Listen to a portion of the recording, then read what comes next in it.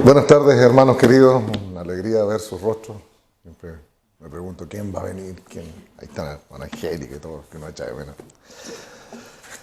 Estoy por pensar que la persona que programó las predicaciones tiene algo en contra mía, porque por Dios, el texto pesado que hay. Da un poco de inquietud escucharlo. Y siempre, y lo voy a reafirmar, no podemos disociar el culto en general, no podemos decir que el tiempo de la alabanza o el tiempo de la predicación es uno más importante que el otro. Insisto que la predicación, la palabra del Señor, esta comunión que tenemos con el Señor, parte del momento mismo que empezamos a alabar. Si yo fuese un poquito más inteligente, a lo mejor podría tomar todo lo que ustedes dijeron en las gratitudes, más las alabanzas, y la predicación estaría hecha. Una de las últimas alabanzas decía: Jesús, te adoro por lo que hiciste en mí. Y tiene mucho que ver con lo que hoy vamos a conversar. Ustedes decían, por ejemplo, no miro hacia atrás y veo cómo el Señor ha hecho cosas, cómo el Señor ha movido esto, cómo el Señor ha llevado esto adelante. Y tiene que ver con la predicación de hoy. Y tiene que ver justamente porque nosotros, una de las grandes luchas que tiene el cerebro humano con respecto a Dios es justamente el factor tiempo. Porque Dios es atemporal. Entonces, imagínense la sorpresa y la desesperación de los maestros de la ley de aquel entonces, cuando estaba Jesús, cuando Jesús les dijo: ustedes dicen que son hijos de Abraham, yo era antes de Abraham. Cuando uno lee el capítulo de Juan y dice: débame y dame esa gloria que tuve contigo antes que el mundo fuese. Entonces, estamos hablando de un Dios que es un Jesús y un Dios que es absolutamente atemporal. Entonces nuestra cabecita no entiende. Y el ser humano, para poder ordenar los tiempos, obviamente que los cronologizó. Años, meses, segundos, minutos. Y obviamente cada año va terminando en una jornada. Pero es algo absolutamente relativo. Para nosotros, para los estudiantes, por ejemplo, el año escolar en el hemisferio sur termina en diciembre. Para el hemisferio norte termina por ahí por junio, julio, ¿no es cierto? Porque ahí comienza el verano de ellos. Entonces el verano, que es la mejor temporada, es justamente el tiempo donde ellos se toman el descanso grande, digamos, para retornar al nivel siguiente. Entonces, en junio, julio, cuando nosotros estamos felices de salir de vacaciones de invierno, los que trabajamos en docencia o los que están estudiando, ellos están haciéndose los propósitos para el nuevo año. Igual celebran el año nuevo. Pero siempre hay términos, siempre hay periodos. Y alguien podría decir: bueno, ¿está bien o está mal? No está mal. Al contrario, es bueno de pronto detenerse, revisar y decir: ¿cuáles son mis propósitos? ¿Cuáles son mis motivaciones? ¿Cómo voy a comenzar este periodo que el Señor me permite seguir adelante? ¿Ya? Porque no es una división temporal que usted, yo creo que se ha dado cuenta. Termina el año nuevo y al otro día las cosas siguen exactamente igual. Las deudas son las mismas, el sueldo no cambia, los precios siguen subiendo, exactamente lo mismo. Pero es bueno hacer una parada de pronto y ponerse a reflexionar, sobre todo contextos como estos. Y en el contexto del Sermón del Monte, fíjense, Jesús siempre nos está dando indicaciones claras de cuál es el comportamiento que debe tener un cristiano. Y en eso, justamente en ese contexto, donde se encuentra el pasaje que vamos a revisar hoy día. A mí me encanta esta Biblia porque es grande la letra, y como yo estoy medio piti ya, entonces yo feliz con esta Biblia. Entonces, y a partir del Sermón del Monte, fíjense que desde el capítulo anterior, más o menos mediados del capítulo 5, capítulo 6 y hasta el capítulo 7, Jesús, para ilustrar el comportamiento del cristiano, utiliza algo que se llama contrastes. ¿Ya? Es decir, dice, por ejemplo, una idea en contraposición de otra. El camino ancho y el camino angosto, ¿no es cierto? Dice la puerta ancha y la puerta estrecha. ¿Han escuchado? ¿No es cierto? Después dice ojo bueno y ojo malo. ¿Ya? También contrasta a Dios con las riquezas, que no se puede servir a Dios a dos señores, ¿no es cierto? También habla del árbol bueno, que da buen fruto, y del árbol malo, que da fruto malo. Y así, etcétera. Y podríamos pensar que es una estrategia para simplificar el mensaje. Pero fíjense que no.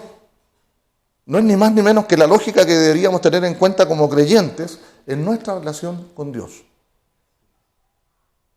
El que conmigo no recoge, dice Jesús, desparrama. El que no es conmigo, contra nosotros es. Entonces me digo, pero no sea tan radical. No, sí, esa es la cosa. Esa es la cosa. De hecho, alguien lo mencionó tiempo atrás. A mí uno de los textos que me hizo volver a la iglesia hace muchos años atrás fue una llave, lo comparo a cuando a uno le dan una patada así muy fuerte, que fue el mensaje de la Odisea. Ojalá fueses frío o caliente. Yo conozco tus obras. Ojalá fueses frío o caliente. Pero porque eres tibio, te vomitaré de mi boca. O sea, o estás conmigo o no estás conmigo. Pero no estés ahí a medio morir saltando porque me da asco. Y entonces, lo terrible de darse cuenta de esa situación fue, oye, yo no le quiero dar asco a Dios. Y eso me hizo retornar justamente en esos tiempos a la iglesia. Entonces, fíjense que no hay término medio. Jesús mismo dice, yo soy el camino. Por lo tanto, ¿existe otro camino? No. Yo soy el camino, no hay otro camino. Después dice, yo soy la verdad. Por lo tanto, todo lo demás es mentira. Todo lo que tenga que ver con Dios, si no pasa por Cristo, es mentira. Yo soy la verdad y yo soy la vida. Y aquel que no tiene la vida, tiene la muerte. Y Cristo da vida eterna. Por lo tanto, si no tiene la vida eterna, tendrá muerte eterna. Y nadie va al Padre si no es por mí. No dice, algunos van a ir al Padre. No, dice, nadie, este es categórico. Entonces, la lógica del reino es esa. O es sí, o es no. El mismo, no sé si se acuerdan de Josué, al término de su ministerio, Josué encara al pueblo de Israel y lo encara de manera brutal. Dice, ¿hasta cuándo van a claudicar entre dos cosas? Si Dios es Dios, bueno, síganlo. Y si quieren seguir a los dioses de sus padres, váyanse detrás de los dioses de sus padres. Pero lo que es yo y mi casa serviremos a Jehová. Pero déjense de estar tonteando. Entonces, cuando nos enfrentamos con esa lógica, es un poquito más fácil quizás entender este texto porque es realmente inquietante. Y voy a tomarme la molestia de leerlo nuevamente, porque gracias a Cacu que lo leyó. Dice, no todo el que me dice, Señor, Señor, entrará en el reino de los cielos, sino que el que hace la voluntad de mi Padre que está en los cielos. Muchos me dirán aquel día, Señor, Señor, ¿no profetizamos en tu nombre? Y en tu nombre echamos fuera demonios, y en tu nombre hicimos muchos milagros. Y entonces les declararé, nunca os conocí, apartados de mí, hacedores de maldad. Entonces aquí a simple vista surgen dos ideas bastante fuertes. La primera, que obviamente para llegar al reino de los cielos es necesario ser salvo, ¿no es cierto? Ser salvo. Es inquietante entonces pensar que el texto evidencia claramente que no todos son salvos. Entonces, el primer golpe que te da este texto es, no todo el que me dice Señor, Señor, irá al reino de los cielos. Entonces, como que se le aprieta la guata, que es como cuando estaban en la última cena, ¿seré yo maestro? Como uno se empieza a preguntar. Pero fíjense que es bueno este texto tomarlo como una revisión. La segunda idea principal en este texto es aún más inquietante. Hemos visto a través de la Escritura que los hombres pueden obrar milagros y expulsar demonios cuando el Espíritu Santo está con ellos, ¿no es cierto? Y grandes obras se hicieron cuando el Espíritu Santo obraba sobre ellos. El mismo Sansón, que metió la pata durante toda su vida, en el último momento, cuando estaba en frente a todos los filisteos, el Espíritu Santo vino sobre él y mató a muchos más de los que podría haber matado durante toda su vida. Y así vemos como el Espíritu Santo obra de forma milagrosa. Entonces es sobrecogedor pensar que Cristo mismo señale que hay personas que hacen obras como expulsar demonios, hacer milagros, ¿ya?, que incluso usan su nombre, y que estos sean rechazados, desconocidos, y que sean llamados además hacedores de maldad. Entonces, aquí es donde empieza el problema. Y es como voy a usar una palabra que es fuerte, es como paranoica la idea de pensar que probablemente a nuestro alrededor, o quizás nosotros mismos, estemos andando en un camino que quizás no sea cierto. Pero esto que parece tan movedizo no es tan así. Y la misma palabra nos va a ir llevando justamente a esto. Justamente por esta situación confusa para el hombre es necesario reflexionar y aprender de la palabra, bajo la premisa, y esto es bueno, que toda la palabra es útil para enseñarnos y corregirnos. Ahora, yo primero quiero pedirles que pongan especial atención en la expresión Señor, Señor. Cuando yo la leí por primera vez dije, esto es una redacción antigua, ¿ya? Cuando dice, vosotros sois, por ejemplo, utilizan el español antiguo para la traducción que vino de la Vulgata latina, se utilizó el español antiguo, vosotros sois linaje escogido, no os toca a vosotros, este tipo de lenguaje es un español antiguo. Entonces yo decía, Señor, Señor debe ser un constructo, una redacción antigua, pero no, tiene un propósito, porque podría haber dicho simplemente, no todo el que me dice Señor entrará en el reino de los cielos. Porque la palabra Kyrios por sí sola no solo significaba Señor absoluto, amo, ¿ya? Pero aquí hay una doble intención, Señor, Señor. Entonces me puse a pensar, ¿dónde más aparece esto? ¿Ya? No es casualidad, tiene un sentido importante. Fíjense que en Lucas 6:46, antes de hablar sobre los dos cimientos, que es una historia que todos conocemos, el que construyó su casa en la roca y el que construyó su casa en la arena, ¿ya? Jesús hace una pregunta súper fuerte. Dice, es dolorosa, yo digo que la pregunta es dolorosa. ¿Por qué me llamáis Señor, Señor? Y no hacéis lo que yo os digo. Entonces, esta expresión, Señor, Señor, tiene alguna intención, ¿ya? Veamos algunas situaciones donde los nombres o expresiones son reiterados. Lucas 10:41. Ojalá me esté ayudando, por favor. Lucas 10:41. ¿Apareció? No, no apareció. Yo ando buscando acá. Es que me lo cambiaron de lado. Ya. Lucas 10:41. Aquí está. ¿Conocen esta parte, no es cierto? Jesús está en la casa de Lázaro, María está a sus pies y Marta afanada corre de lado a lado. Y dice, oye, ya, pues dile a María que me ayude, pues, ¿hasta cuándo?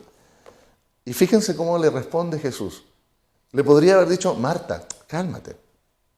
Pero no le dice Marta, le dice, Marta, Marta, 2 veces. Y saben, si uno se pone a revisar la Escritura, se da cuenta que efectivamente había una relación muy estrecha y de cariño con la familia de Lázaro.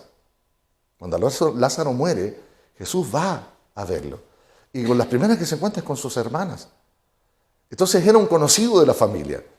Marta no era una desconocida, había una relación de amistad, de cariño, y Jesús reprende a Marta, y la reprende con cariño. Porque podría haber dicho, ya, pues Marta, córtala.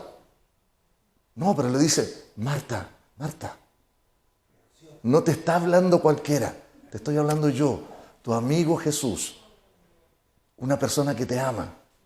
Marta, Marta. Y es bonito darse cuenta de esto. Otras situaciones donde los nombres se reiteran. Había una profunda amistad, como les digo en este caso. En el Salmo 22, también cuando lo leí me sorprendí mucho, en la súplica, aparece la súplica que Jesús hace a su Padre en la cruz. Y que lo hace en hebreo. Elí, Elí, lama sabactani. Dios mío, 2 veces. ¿Por qué me has abandonado? Y esto, podríamos decir, ¿habrá alguna relación más estrecha que un padre con un hijo? Dios mío, ¿por qué me has abandonado? Otra que me sorprende mucho es Samuel, 1 Samuel capítulo 3. Vamos a revisarlo, por favor. 1 Samuel, capítulo 3.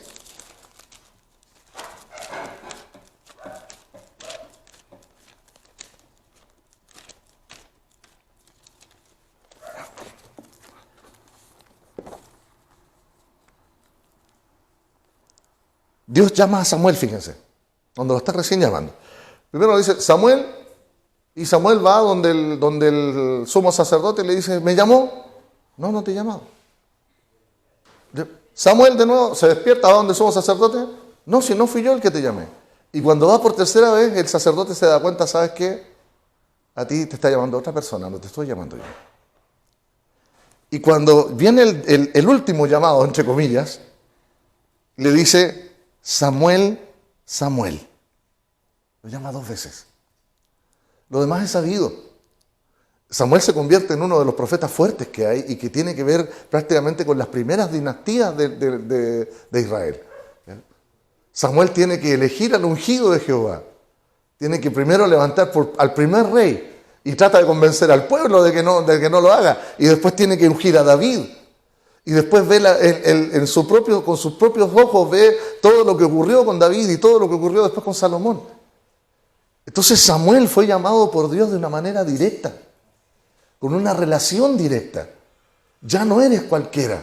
Ahora es una persona cercana a la que yo voy a usar como mi voz en la tierra. Por lo tanto, ya no te trato como cualquiera. Te trato en forma directa, casi íntima. Samuel, Samuel. ¿Y sabe lo más lindo de Samuel cómo responde? Dándose cuenta de quién hablaba con él. Dándose cuenta de la relación que existía. La respuesta es, heme aquí. Y esto también se repite con el apóstol Pablo cuando va camino a Damasco. ¿Se acuerdan o no? Cae a tierra y escucha la voz de Jesús que le dice, Saulo, Saulo, ¿por qué me persigues? Y el resto es historia sabida. Se convierte en uno de los apóstoles más poderosos en la palabra durante todo el Nuevo Testamento. En ese momento, Saulo se da cuenta de la relación que se va a iniciar con Dios. Y sin saber siquiera con quién estaba hablando, él cae a tierra y dice, Señor, ¿qué quieres que yo haga? ¿Se fijan? La relación estrecha que inicia Dios mismo a través de Jesús con Pablo se grafica en esta repetición. Saulo, Saulo.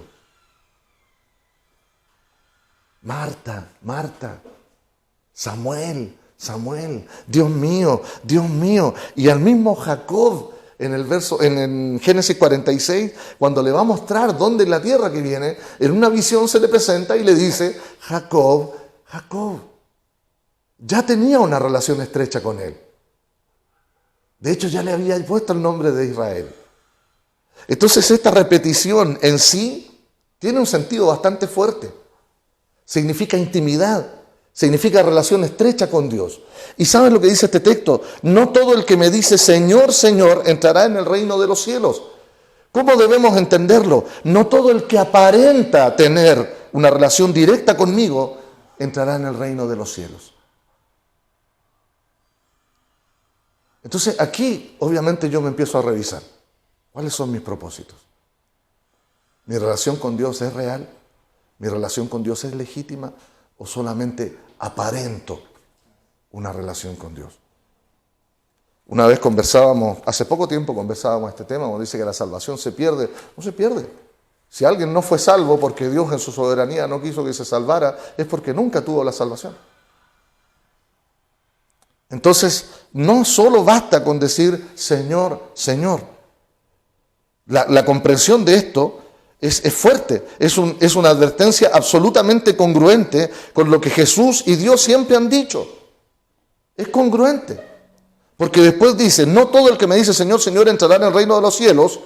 Por lo tanto, no todo el que aparenta tener una relación directa conmigo entrará en el reino de los cielos, sino ¿quién? El que hace la voluntad de mi Padre que está en los cielos.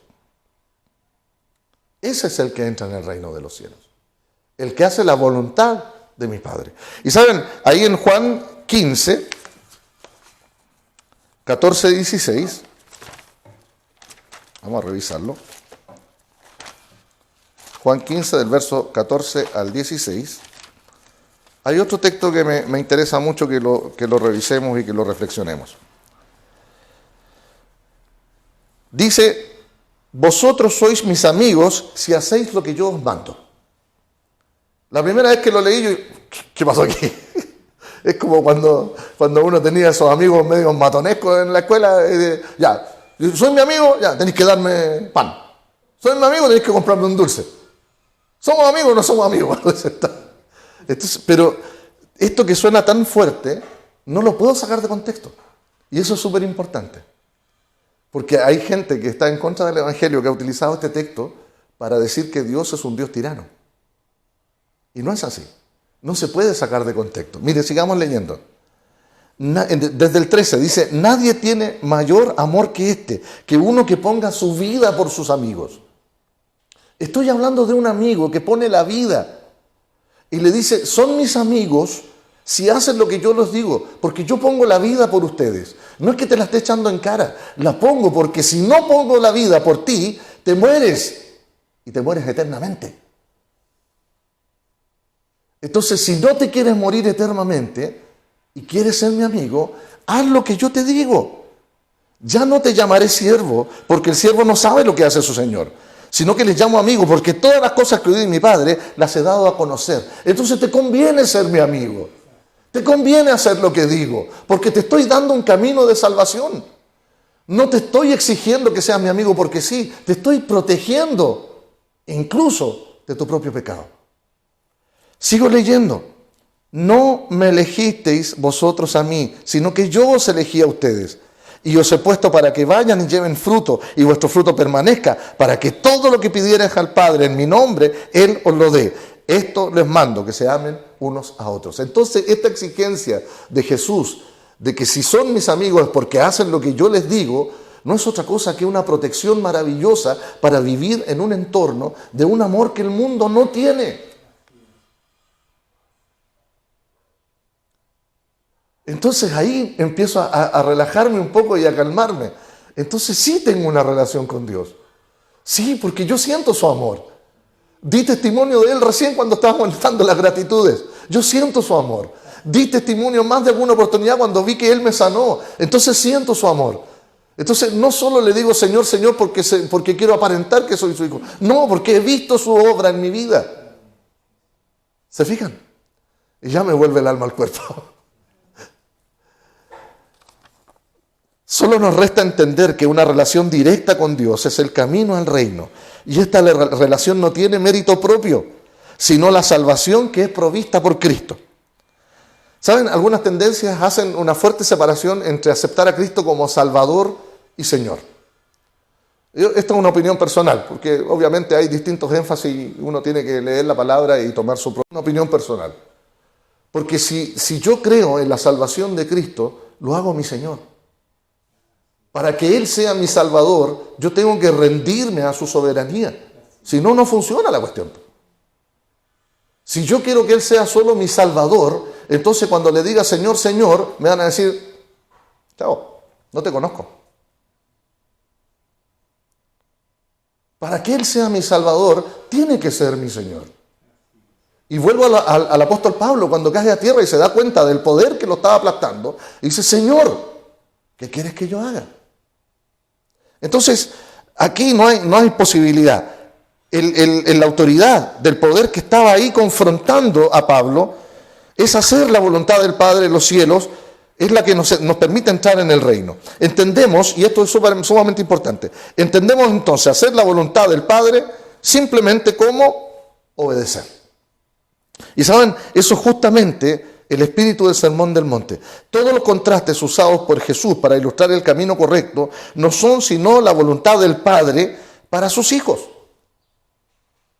En Juan capítulo 1, 12 dice, mas a todos los que le recibieron, a los que creyeron en su nombre, les dio potestad de ser hechos hijos de Dios, los cuales no son engendrados de sangre, ni voluntad de carne, ni de voluntad de varón, sino de Dios. Entonces, la única manera de que esto ocurra es haciendo la voluntad de Dios. No hay posibilidad.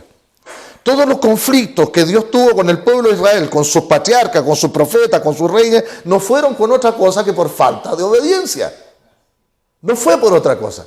Y vuelvo a Samuel, en 1 Samuel 15, 22, si me lo puedes colocar por favor. Samuel tiene que enfrentar a Saúl después que va a pelear con los amalecitas en Gilgal. Y la palabra de Dios y el mandato de Dios era: aniquílalos por completo. Y a Saúl eso hizo. Pero cuando vio el botín, agarró del anatema, de lo que era maldito, y se lo trajo como primicia. O sea, quiso hacer un blanqueo, una especie de lavado de dinero. Y lo trajo.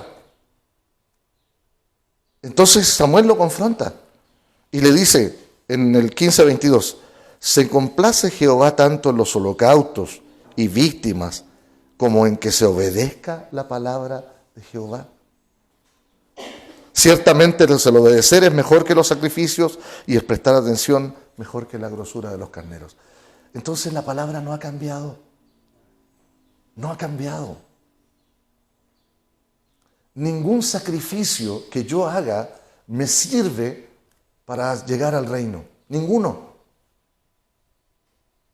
Y la gente vive engañada porque va de rodillas, qué sé yo, a cumplir una manda y luego uno los ve y dice, ¿pero qué están haciendo?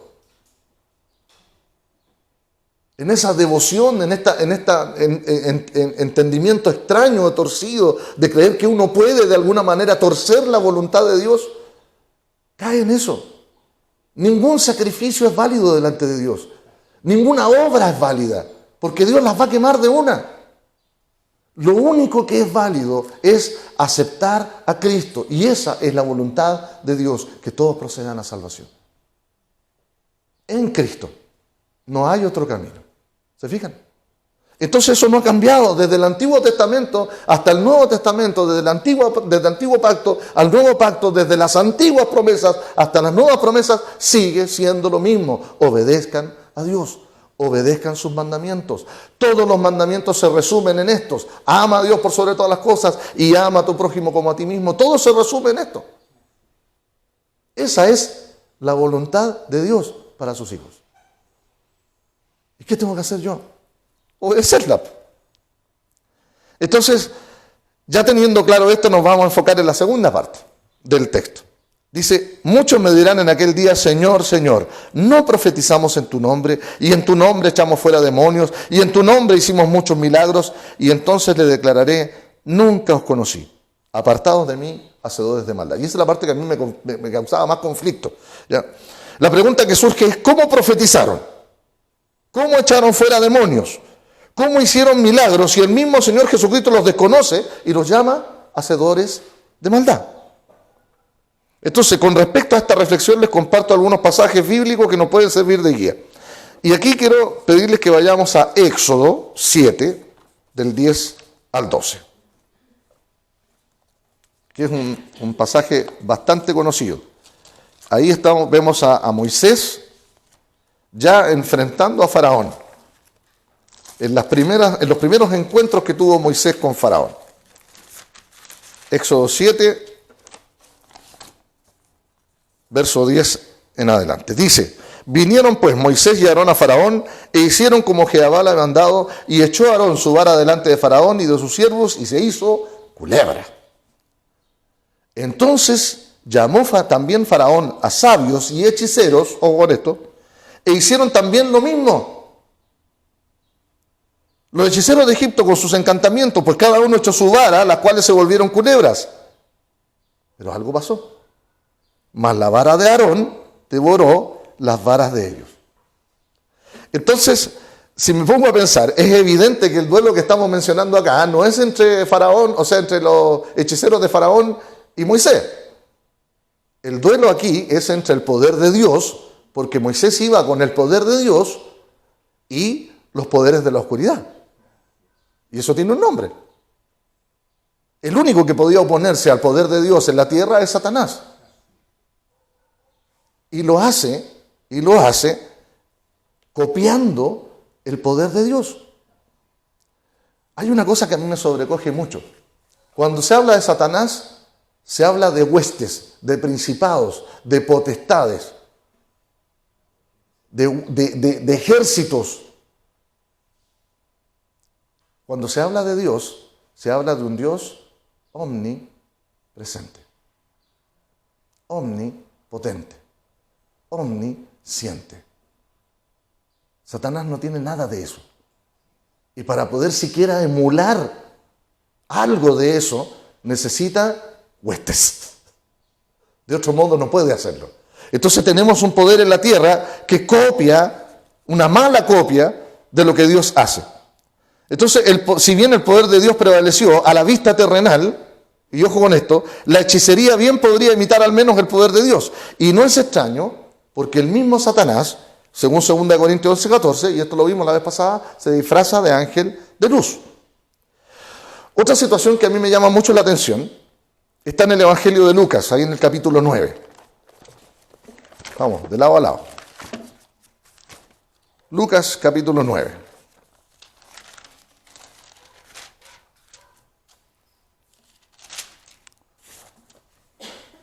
Dice, habiendo reunido a sus, ¿cuántos discípulos? 12. Les dio, ¿qué cosa? Poder y autoridad sobre todos los demonios, para sanar enfermedades. Los envió a predicar el reino de Dios y a sanar a los enfermos. Y les dijo, no tomen nada para el camino, ni bordón, ni alforja, ni pan, ni dinero, ni lleve 2 túnicas. Y en cualquier casa donde entres, quedad allí y salid de allí. Y donde quiera que os recibieren, salid de aquella ciudad. Que no les recibieren, salid de aquella ciudad y sacudid el polvo de vuestros pies como testimonio contra ellos. Y salieron y pasaban por todas las aldeas anunciando el evangelio y sanando por todas partes. ¿Quiénes? Los 12. Y ahí estaba incluido ¿quién? Judas. Jajaja. Judas Iscariote, el traidor. Y saben, es impresionante porque en la oración del capítulo 17 de Juan, Jesús dice, los que me diste, ninguno se perdió, ninguno, salvo el hijo de perdición. Entonces, yo no puedo siquiera pensar en intervenir en la soberanía, en la soberana voluntad de Dios para usar a quien quiera para hacer un milagro. Incluso a Judas.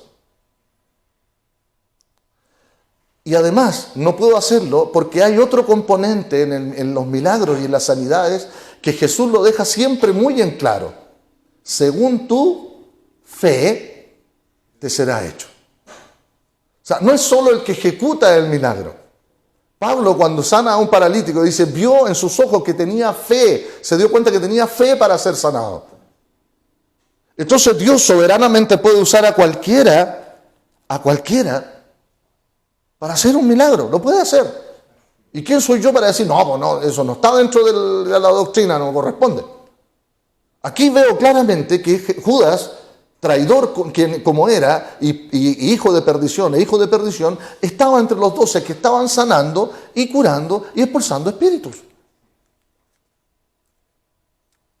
Y seguramente salió con la misión de los 70, y cuando los 70 dice que volvieron contentos, decían, nosotros sanamos y los espíritus salían. Y Jesús les dijo, sí, yo veía a Satanás cayendo del cielo como un rayo sobre ustedes. Dios los usó, sin duda, sin duda.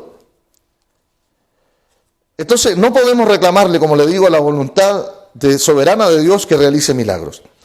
Pero por último quiero llamar su atención sobre un evento en el libro de los Hechos. Y me interesa porque aquí pasa algo que es sumamente interesante. En el Hechos capítulo 19.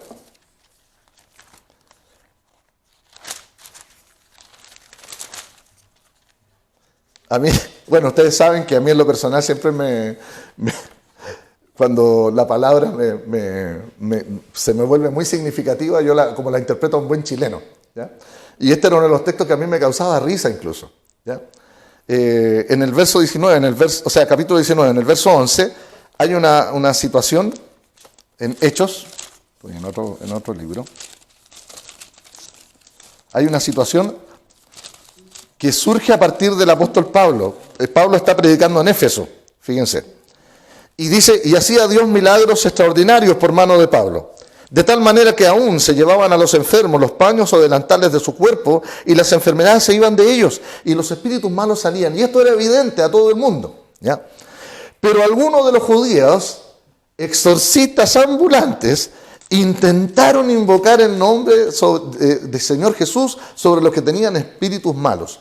Estos eran exorcistas ambulantes. Entonces, si eran exorcistas, es porque hacían exorcismo. Una lógica tonta, pero es verdad. O sea, antes de este texto que está aquí relatado, ellos venían haciendo exorcismo y eran reconocidos como exorcistas ambulantes. O sea, se agarraban del moño con los demonios. ¿Ya? Pero aquí pasa algo especial. Dice, sobre los que tenían espíritus malignos, diciendo, os conjuro por Jesús, el que predica Pablo. Había 7 hijos de un tal Esceva, judío, jefe de los sacerdotes, que hacían esto. Pero respondiendo el espíritu malo, y esto es lo interesante, le dijo, a Jesús conozco y sé quién es Pablo. Pero ustedes, ¿quiénes son? Claro, yo esto no, la Eva se molesta porque yo hablo en buen chileno.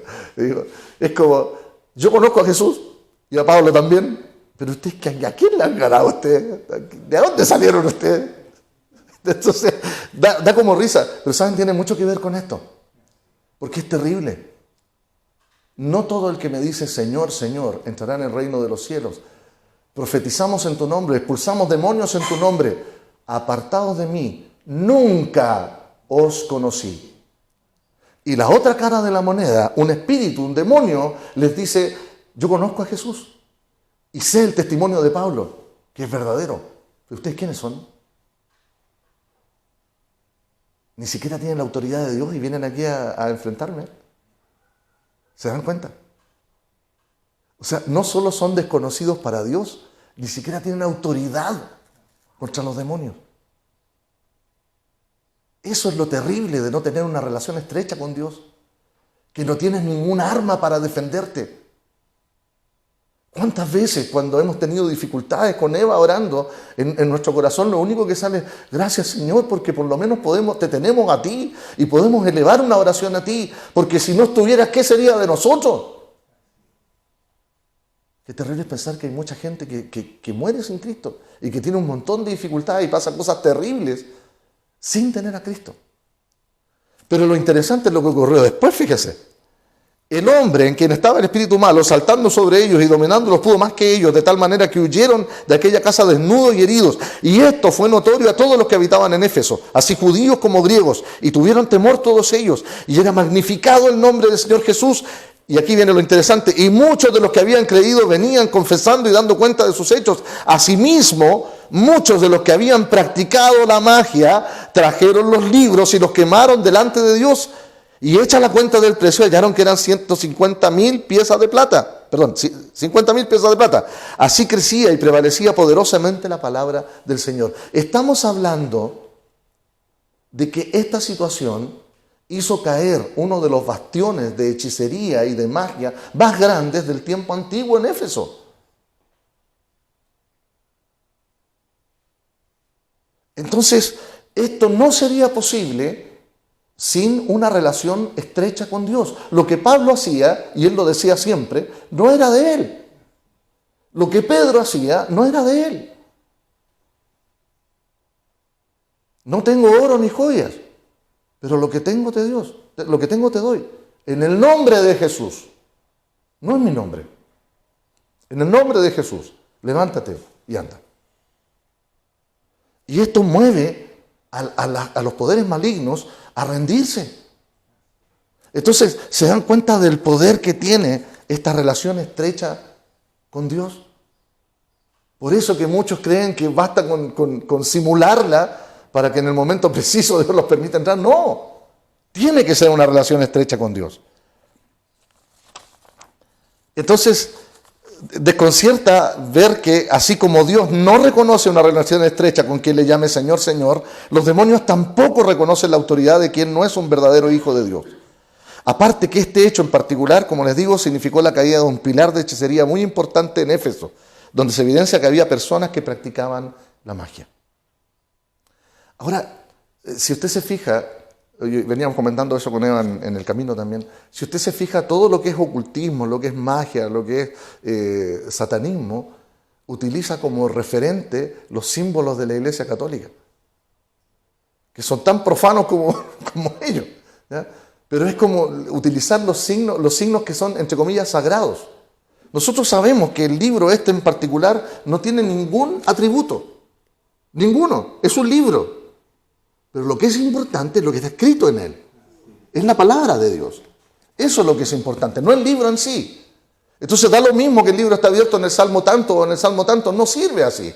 Es cuando la palabra de Dios yo la tomo y tengo una relación estrecha con ella. Y ahora me pregunto, ¿qué pasa conmigo? Ahora, al término de un año, cuando en términos temporales yo me planteo qué voy a hacer de aquí en adelante. Entonces yo te pongo delante del Señor una propuesta, con mucho cariño y con mucho amor. Dos palabras. Una es motivación y la otra es propósito. ¿Cuál va a ser tu motivación de aquí en adelante? Y si esa es tu motivación, ¿cuál es tu propósito de aquí en adelante?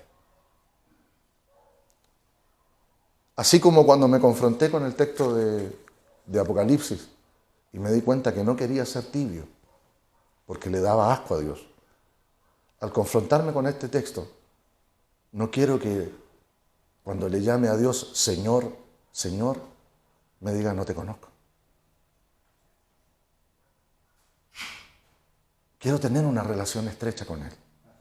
Quiero que todo lo que yo haga, todo lo que yo tenga en mi corazón, todo lo que me mueva, no sea otra cosa que hacer la voluntad de Dios, agradable y perfecta. Andar en las buenas obras que Él preparó de antemano para que anduviésemos en ellas. Y si me caigo, me levanto y me confieso delante del Señor. Las heridas del pecado tienen una sola cura, el arrepentimiento. No hay otra cura para la herida del pecado, el arrepentimiento. La UTI del pecado es el arrepentimiento. Esa es la manera de luchar contra el pecado. Si esa es mi motivación, entonces mi propósito está claro. Obedecer a Dios. Ese es mi propósito. Podríamos inquietarnos, hermanos queridos, con la incertidumbre frente a este pasaje, pensando que el Señor podría desestimar todo el servicio o la obra que hemos hecho en el Evangelio. Sin embargo, esto que hemos visto hoy día ojalá nos sirva como una medida para comprender nuestras motivaciones, para saber si nuestras motivaciones son correctas. No podemos acercarnos a Dios pretendiendo tener una relación con Él. No funciona así. Es increíble, pero la misma Biblia dice que dice cómo debe ser. Es necesario que aquel que se acerca a Dios crea que Él es real.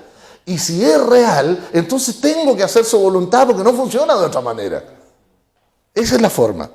No servimos, ni alabamos, ni predicamos el Evangelio por vanagloria, sino por obediencia a quien nos ha dado la vida eterna por su sangre y nos redimió presentándonos santos delante de Dios, sin ningún mérito nuestro. Le amamos porque Él nos amó primero. Le amamos porque Él nos amó primero. Y le obedecemos y le servimos por la misma razón, porque Él nos amó primero. Entonces, de este modo, nuestro esfuerzo diario, hermanos queridos, debe ser cultivar una relación verdadera y estrecha con Dios, en la certeza de la salvación en Jesucristo. Y una vez más, el amor echa fuera cualquier temor y entraremos en el gozo de nuestro Dios. Cristo prometió: en la casa de mi Padre muchas moradas hay.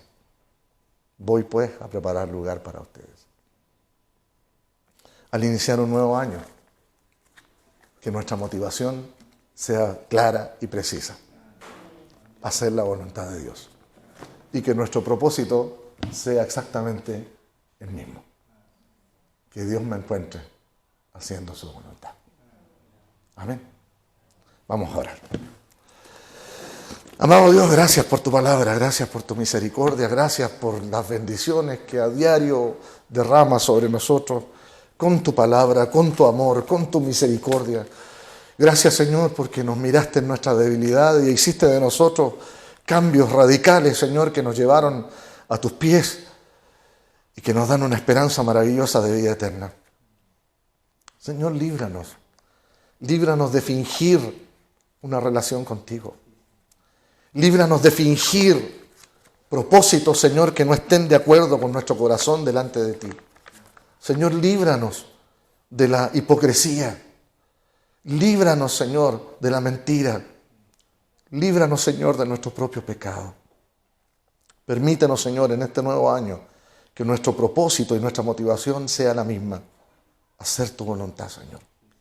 Porque eso es lo que debería agradarnos, Padre. Porque no es la mejor manera, es la mejor forma de vivir pegado a ti, de tener vida, Señor. Porque sin ti no tenemos nada. Gracias, Padre, por tus misericordias. Gracias por tu amor infinito. Y gracias, Señor, por tus promesas. Que si no las conociéramos, Señor, nuestra vida sería tan vacía. Bendice a cada uno de mis hermanos, Señor, y dale la fortaleza y el ánimo necesario para que en este nuevo año puedan seguir adelante con los propósitos y con sus motivaciones. Y que eso también sea la motivación para otros. Que otros vean en cada uno de ellos esta relación maravillosa que se puede tener contigo y que te lleva a una vida distinta. Gracias, Padre, por tu misericordia. Gracias por tu amor. Gracias, Señor, una vez más por tu palabra. En el nombre de Jesús. Amén y amén. Que el Señor les bendiga, hermano.